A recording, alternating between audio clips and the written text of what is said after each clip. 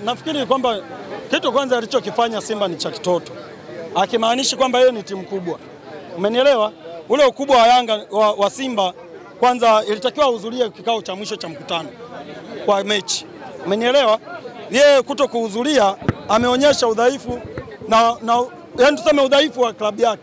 Kwa sababu hayo mambo ya kuto kuhudhuria vikao vya mwisho tutegemea afanye kama vile Konigodi, Kagera, umenielewa, na Mungo siyo na nani ambao wako huko wadogo, lakini kama wewe ni timu kubwa ambaye ni kioo, sisi tunaita kama Simba na Yanga ndio kioo cha ligi yetu.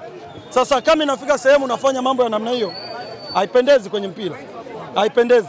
Na pia nafikiri kuna kila sababu bodi ya ligi, TFF pamoja na kamati ya bodi ya ligi pamoja na TFF kurudia kwenye kanuni walizozitunga. Kwenye kanuni walizozitunga kwenye bodi ya ligi kuhusiana na timu kuto kufika kwenye mkutano wa mwisho wa mechi, lakini pia timu kuto kwenda uwanjani. Kanuni zile zirudiwe, kwa sababu kama tukienda na udhaifu wa namna hii tunazungumzia adhabu dhaifu, vilabu vyote vitakuwa vinafika sehemu vinafanya hivi kwa sababu vina uwezo kulipa.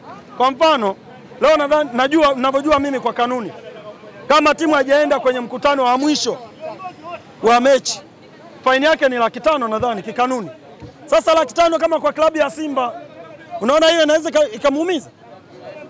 500,000 haiumizi. Ila hebu imagine kwamba hujaenda kwenye mkutano wa mwisho unalipishwa bilioni 1 au milioni 300 400. Simba leo asingeenda? Simba asingeenda? Angeenda. Kwa hiyo amechukulia kama walioenda pale 500,000, mimi kwake ni jambo la kawaida. Atailipa tu chap. Umenielewa? Haihitaji mazungumzo. Ni sawa na Konigodi naye kwenye mkutano wa mwisho akwenda kucheza pale mle wanacheza Tabora. Umenielewa? Konigodi akwenda mkutano wa mwisho. Sasa kama Konigodi aliweza kulipa 500,000, Simba ni nani yashindwa kulipa 500,000? Kwa hiyo hizi adhabu nadhani ni ndogo. Waziongezee adhabu ziwe nzito ili vilabu viwe vinatii sheria. Uchebe inakutisha kuelekea katika dabi ya kesho? Hainitishi. Mimi nachokiona Simba kama wanazunguka mbuyu tu. Simba wanazunguka mbuyu. Wanachokifanya ni mind game, kwamba labda wana Yanga wanahisi ni wajinga kuamini kwamba Simba kesho aleti timu. Simba mimi nawahakikisheni kama mimi Uchebe Yanga, Simba kesho analeta timu. Simba kesho analeta timu. Anachokifanya ni mind game. Kupromote mchezo ni hatua nyingine. Anayetakiwa kupromote mchezo huu ni Yanga. Yanga ndo anahitaji mapato moja kama mwenyeji wa mchezo. Umenielewa? Lakini pia Yanga ameshatangaza kampeni ya kuwa bingwa. Anataka kuwa nini? Bingwa mara 4 mfululizo. Kwa hiyo Simba yeye anachosikiliza, anachokifanya ni kwenda kutimiza mjibu wa kanuni, kwamba mimi timu nilipeleka, afungwe asifungwe is okay. Apate ushindi kwake nayo ni bahati, lakini Simba kesho timu analeta, kwa sababu anajua madhara ambayo yanaenda kutokea asipopeleka timu maana anapokonywa pointi 3 kwenye mchezo husika na magoli 3. Anakuja kupokwa alama 15 kwa mjibu wa kanuni. Kwa sasa hivi Simba na alama 78. 78 ukitoa 15 anabaki na 60 ngapi? 63 63. Kwenye msimamo Azam ana pointi ngapi? 64. Sio? Kamaliza msimamo ligi ana msimamo wa alama 64. Simba hataki kwenda kushiriki klabu bingwa mwakani? Simba hataki kwenda kushiriki klabu bingwa mwakani? Makampishe Azam aende akashiriki klabu bingwa, yeye arudi kushiriki shirikisho kama msimu huu? Hatakubali. Kwa hiyo mimi nawaambieni Simba kesho analeta timu. Umenielewa? Simba kesho analeta timu, ila leo alichokifanya ni kuzunguka mbuyu au mind game. Lakini pia na ikitokea mnyama Simba asipotokea katika dabi, unafikiri ligi yetu taishije? Mimi naona itakuwa safi tu. Ameonyesha utoto. Tena mimi ningekuwa kama nina uwezo kubadili sheria au maneno yangu angekuwa anasikilizwa, ningependelea kwamba kama mtu amekosa mchezo mojawapo kwenye ligi msimu husika, msimu ujao yupo tena kwenye ligi, apigwe tena faini nyingine ili tukomeshe vitendo hivi. Simba na Yanga ni kioo, narudia tena, Simba na Yanga ni kioo. Yaani kama tunazungumza wasanii tunamzungumzia Diamond. Umenielewa? Tunamzungumza nani? Diamond. Kwa hiyo Diamond akikosea au akitukana, maana jamii nzima imepata ile matusi. Umenielewa? Anakuwa ameelimisha vibaya. Kwa leo hii Simba anachokifanya ni utoto kwanza. Lazima tukubaliane. Anakosea mpira na anakosea heshima. Anawakosea pia wadau wa mpira na wapenzi wa mpira. Umenielewa? Yeye alitakiwa aende kwenye meeting kama alivyoenda Machi 7, sio? Machi 7 alienda. Alihudhuria kila kitu. Ila mwishoni akaleta sababu kwamba amezuiliwa na mabounce kuto kufanya mazoezi. Japo hiyo sababu alileta ni ya kishamba sana. Ya kishamba sana. Kwa sababu wamiliki watumiaji wakubwa wa uwanja wa Benjamin Mkapa ni Simba na Yanga. Na Simba na Yanga toka ligi imeanzishwa hajaienda kufanya mazoezi siku moja kabla ya mchezo. Ila ilikuwa ndio moja kutokea Machi 7. Kwa hiyo alitafuta namna ya kukwepa dabi. Kwa leo hii Juni 25 wasituingize tena kwenye hasara.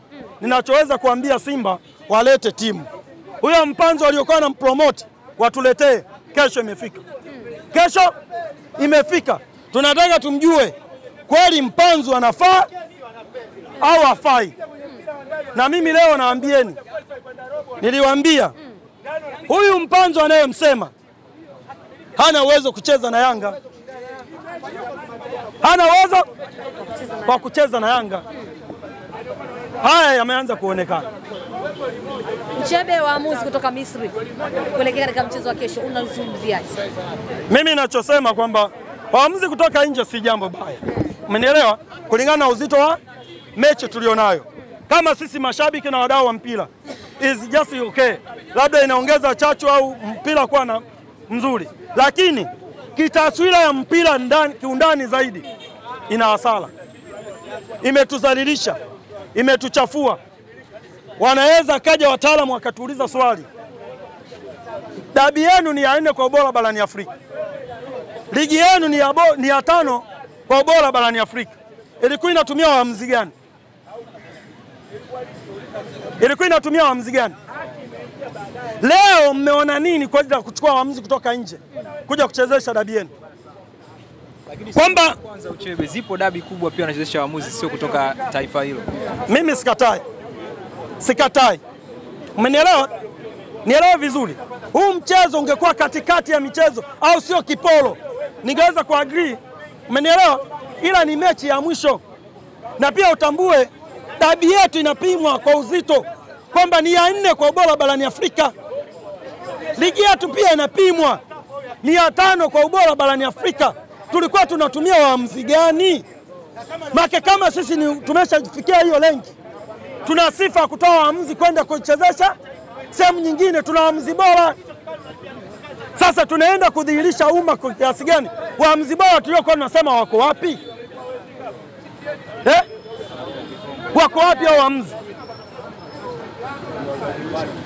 Wamewazalilisha waamuzi wetu.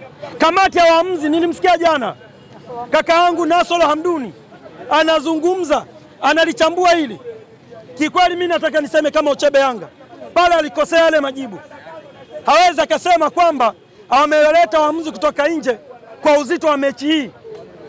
Na kwa sababu ligi yetu ni ya 5 kwa ubora barani Afrika.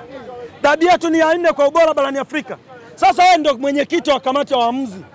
Waamuzi wako bora ni wapi waliokuwa wanaifanya hii ligi iwe bora? Waliokuwa wanaifanya dabi ionekane bora ni wako wapi? Tuonyeshe. Maka hivyo vitu vinaweza vikatushusha kwenye sifa. Ila kiushabiki tutashangilia, tutasifiana, tutaona safi. Ila kimpira tumepoteza ubora wetu. Ulikuwa ni msimu wa namna gani? Unasema? Ulikuwa ni msimu wa namna gani mpaka hivi sasa? Of course mimi naweza nikasema ulikuwa ni msimu mzuri. Japo kulikuwa na kelele nyingi kuhusiana na waamuzi kufanya makosa baadhi ya mechi. Lakini haimaanishi au iondoi ubora wetu. Umenielewa? Let's say hapa tunazungumza mpira kiuhalisia. Simba msimu huu alifanya mabadiliko takriban wachezaji 16. 16 sio 15 sio? 15 mpaka 16. Yanga alifanya mabadiliko machache ya kuboresha kikosi chake. Sasa tunakuja kuangalia. Leo tunaenda kutafuta mshindi au bingwa ambapo wanapimana wenyewe wao, tofauti alama moja. Kama tunaenda kumtafuta huyu bingwa anapatikana vipi kwa tofauti alama moja? Sasa tunakuja kuangalia, je, huku nyuma yamefanyika mambo gani kwenye maamuzi? Kila mtu amepata matokeo ya namna gani? Yalikuwa ya haki au sio ya haki? Hapo ndo kila mtu anabakie na swali letu.